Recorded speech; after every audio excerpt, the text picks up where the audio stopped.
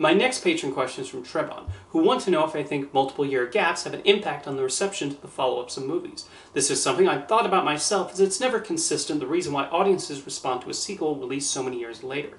Sometimes it's embraced as a triumphant return of the characters and that world. Other times it does not live up to the expectations they built after so long, or it occasionally gets largely ignored when released because many people have just moved on. This can even change within the franchise itself. One I often think about is the reception to Scream 4, released 11 years after the previous film. When it opened, the film pulled in underwhelming numbers and seemed to largely generate shrugs from viewers. I don't know why there was a lack of excitement. It's possible that nostalgia had not kicked in yet, but it's something that still puzzles me.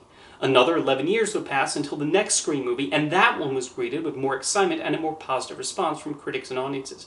I find the whole evolution of that franchise extremely interesting. Another example that has long fascinated me is the American Pie sequel, American Reunion, which was released 9 years after the previous theatrical film of the series, American Wedding.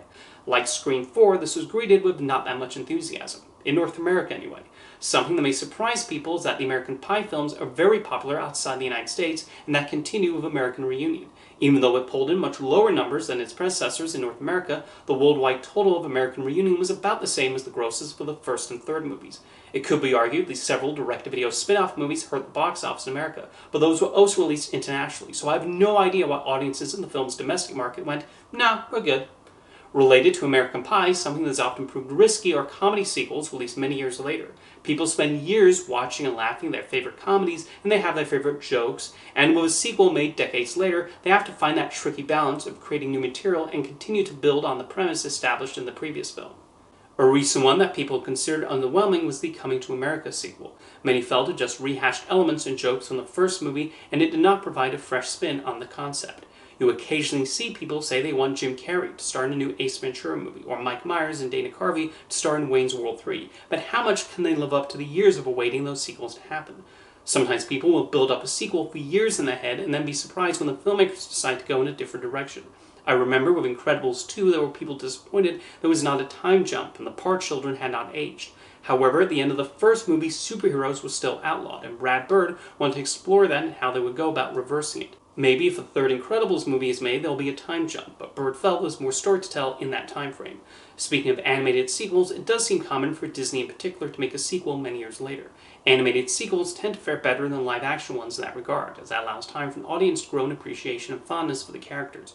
We have those who saw the film in original release, as well as younger viewers who've caught up with it on video, and animated movies do have an impressive longevity. I remember wondering, before The Croods: A New Age was released, whether a significant amount of the audience still held a fondness for the first movie. It turns out they did, as it pulled in impressive numbers for a family film released during the height of the pandemic, when many people were still being cautious and were not going out as much. The length of time between films also did not seem to hurt Frozen 2 or Finding Dory, and I assume should they remain as beloved, the same will hold true for Inside Out 2 and Zootopia 2. However, there have been cases like Sherlock Gnomes, which flopped because it seemed audiences had moved on from Romeo and Juliet. Of course, an interesting case was with Avatar: The Way of Water. For years, the narrative was that people don't care about Avatar, and everyone had moved on, and that the first film had no cultural impact, and it will probably flop. And in the end, James Cameron once again proved everyone wrong, and the sequel is another audience crowd pleaser and a massive box office hit. Something I will admit is having doubts about Top Gun Maverick. I know the first film remains important to those who saw and loved it in the 80s, but I was not sure if the younger audience today would care about a sequel to Top Gun. And clearly I was very, very wrong, as the film found appeal of not only those who saw the first film back in 1986, but later generations too. It can be a risk to make a sequel after so long, as who knows how the audience will react. But it's fascinating seeing which sequels take off with viewers, and which are greeted with little interest outside of hardcore fans. Thank you for your question, Trevon.